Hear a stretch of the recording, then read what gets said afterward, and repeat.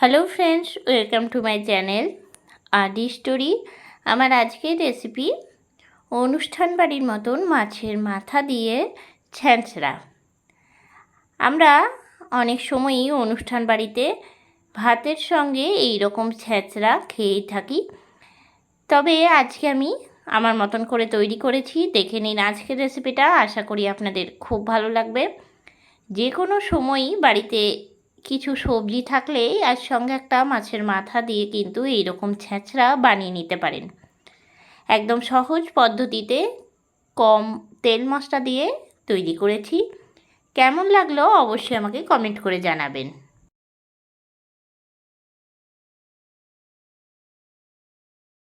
ছ্যাঁচড়া তৈরি করব, তার জন্য আমি এখানে কিছু সবজি নিয়ে নিয়েছি। সবজিগুলো আমি আগের থেকে কেটে নিয়েছি। প্রত্যেকটা সবজি লম্বা লম্বা করে কেটে নিতে হবে, ঠিক যেরকম পাঁচমেশালি তরকারি তৈরি করি। অনেক রকম সবজি নিলে কিন্তু ছ্যাঁচড়ার স্বাদটা একদম অন্যরকম হয়। সবজির পরিমাণটা আপনাদের আন্দাজ অনুযায়ী আপনারা নেবেন। আমি এখানে কেটে নেওয়ার পরে পরিষ্কার করে সব সবজিগুলো ধুয়ে একটা থালার মধ্যে রেডি করে রাখছি। এখানে আমি সবজি নিয়েছি বেগুন, গাজর, পটল, কাঁকরোল, পেঁপে, তার সাথে মূলো নিয়েছি, দুটো মিডিয়াম সাইজের টমেটো সেটাও কেটে নিয়েছি, বরবটি, আর নিয়েছি কুমড়ো, আর অবশ্যই কাঁচা কলা আর মূলোর ব্যবহারটা কিন্তু করতেই হবে, আর সাথে আলু, আর লাগছে পুঁই শাক। ছ্যাঁচড়া তৈরি করতে গেলে অবশ্যই কিন্তু পুঁই শাক লাগবে। ডাঁটি সমেত পুঁই শাকটা আমি ছোট ছোট করে কেটে নিয়েছি। সব সবজি ধুয়ে নেওয়ার পরে রান্নাটা এবার শুরু করছি। নিয়ে নিয়েছি মাছের মাথা। ছ্যাঁচড়া তৈরি করতে গেলে মাছের মাথা দিয়ে তৈরি করলে কিন্তু একদম অন্যরকম স্বাদের হয়। আমি এখানে কাতলা মাছের মাথা নিয়েছি। খুব ভালো করে মাছটা ধুয়ে নিয়েছি, তারপরে নুন আর হলুদ মাখিয়ে নিচ্ছি। মাছটা ভেজে নেওয়ার জন্য চাপিয়ে নেবো কড়াই, আর কড়াইয়ের মধ্যে দিয়ে দিচ্ছি সর্ষের তেল। এই রান্নাটা সর্ষের তেলে কিন্তু আমি করব। একদম অনুষ্ঠান বাড়ির মতন আজকের এই রেসিপিটা আপনাদের সঙ্গে শেয়ার করছি। গরম ভাতের সঙ্গে কিন্তু এই রকম ছ্যাঁচড়া খেতে খুবই ভালো লাগে। কড়াইয়ের তেল এখন গরম হয়ে গেছে, আর আমি দিয়ে দিলাম মাছের মাথাটা। খুব ভালো করে ভেজে নেব।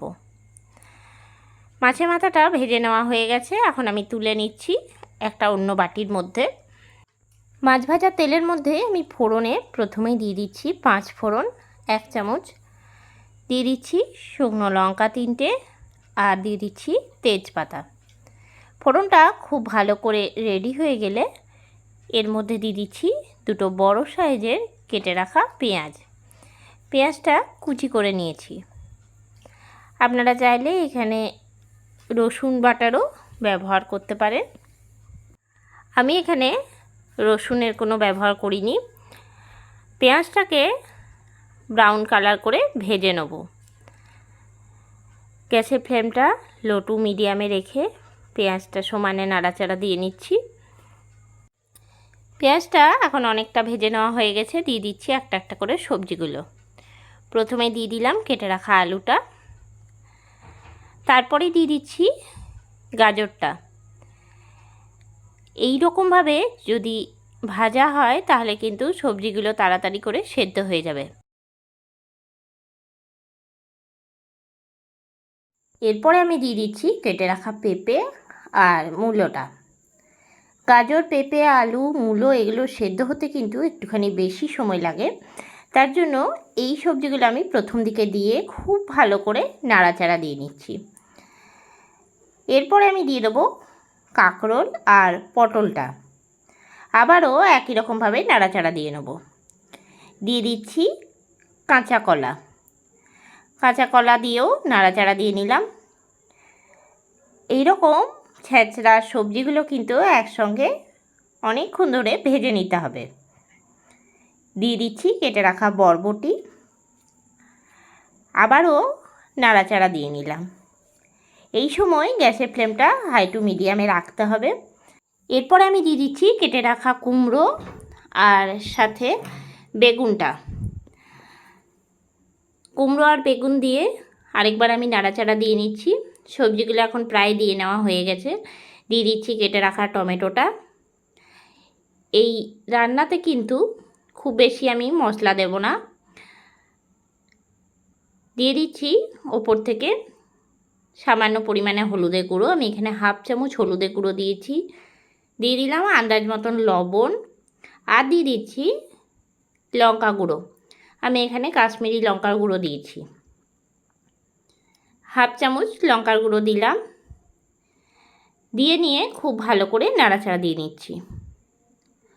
লবণ দেওয়ার কারণে সবজি থেকে কিন্তু এবার জল ছাড়তে শুরু করে দেবে, আর সবজিটা সেদ্ধও কিন্তু পুরোপুরিভাবে হয়ে যাবে। এই রান্নাটায় খুব বেশি আমি জল দিচ্ছি না, কেননা এই রান্নাটা একদম মাখা মাখা হবে। দিয়ে দিচ্ছি একটা ঢাকা। 10 থেকে 12 মিনিট পরে আমি ঢাকনাটা খুলে নিলাম, আর সবজি থেকে কিন্তু অনেকটা পরিমাণে জল বের হয়েছে। দিয়ে দিচ্ছি কেটে রাখা পুঁই শাকটা। পুঁই শাকটা দিয়ে একই রকমভাবে আমি নাড়াচাড়া দিয়ে নেবো বেশ কিছুক্ষণ। সবজিগুলো সেদ্ধ হওয়ার জন্য আবারও আমি একটা চাপা ঢাকা দিয়ে দেবো। অন্যদিকে মাছটা আমি খুন্তি দিয়ে ভেঙে নিচ্ছি। মাছটাকে একদম টুকরো টুকরো করে নিচ্ছি, মানে ভেঙে দিচ্ছি। মাছের মাথাটা আমি তরকারিটার সঙ্গে মিশিয়ে দেবো, তার জন্য আগের থেকে ভেঙে দিচ্ছি। তরকারিতে দেওয়ার পরে ভাঙতে অসুবিধা হবে। মাছের পাতাটা ভেঙে নেওয়া হয়ে গেলে আমি দিয়ে দিচ্ছি কড়াইয়ের মধ্যে। আবারও আমি 10 থেকে 12 মিনিট পরে ঢাকনাটা খুলে নিলাম, আর সবজিগুলো কিন্তু এখন অনেকটা সেদ্ধ হয়ে গেছে, আর সবজিটা এখন অনেকটা কিন্তু কমেও এসেছে। দিয়ে দিচ্ছি টুকরো করে রাখা মাছের মাথাটা। মাছের মাথাটা দেওয়ার পরে খুব ভালো করে আরও একবার নাড়াচাড়া দিয়ে নেব। মাছের মাথাটা দেওয়ার পরে কিন্তু 5 থেকে 7 মিনিট সমানে নাড়াচাড়া দিতে হবে। আপনারা চাইলে একটা ঢাকাও কিন্তু দিয়ে দিতে পারেন 5 মিনিটের জন্য। গ্যাসের ফ্লেমটা একদম লো টু মিডিয়ামে রেখে আমি নাড়াচাড়া দিয়ে নিচ্ছি। ওপর থেকে আমি দিয়ে দেবো কাঁচা লঙ্কা। আমি এখানে ঝালের জন্য কিন্তু কাঁচা লঙ্কা চেরাই ব্যবহার করেছি। দিয়ে দিচ্ছি চিনি। দিয়ে দিলাম হাফ চামচ চিনি। চিনি আর কাঁচা লঙ্কা দেওয়ার পরে আরও একবার আমি ভালো করে নাড়াচাড়া দিয়ে নেব। তৈরি হয়ে গেল অনুষ্ঠান বাড়ির মতন ছেঁচড়া। বাড়িতে আমি এই রকমভাবেই তৈরি করি, সেই রেসিপিটাই আপনাদের সঙ্গে শেয়ার করলাম। কেমন লাগলো অবশ্যই আমাকে জানাবেন। পরিবেশন করার জন্য আমি একটা প্লেটের মধ্যে তুলে রাখছি। গরম গরম ভাতের সঙ্গে এই রকম ছেঁচড়া কিন্তু খেতে দুর্দান্ত লাগে। আপনারাও একবার বাড়িতে ট্রাই করবেন, আশা করি খুব ভালো লাগবে। কেমন লাগলো আজকের এই রেসিপিটা অবশ্যই আমাকে জানাবেন। আজকের রেসিপিটা আপনাদের ভালো লেগে থাকলে লাইক করবেন, শেয়ার করবেন। এই চ্যানেলে নতুন বন্ধু হয়ে থাকলে চ্যানেলটা সাবস্ক্রাইব করা অনুরোধ রইল। আর যারা ফেসবুক পেজ থেকে দেখছেন অবশ্যই পেজটাকে ফলো করে দেবেন। আবারও নতুন কোনো রেসিপি নিয়ে হাজির হব, সঙ্গে থাকুন আর দেখতে থাকুন। সবাই ভালো থাকবেন, সুস্থ থাকবেন। ধন্যবাদ।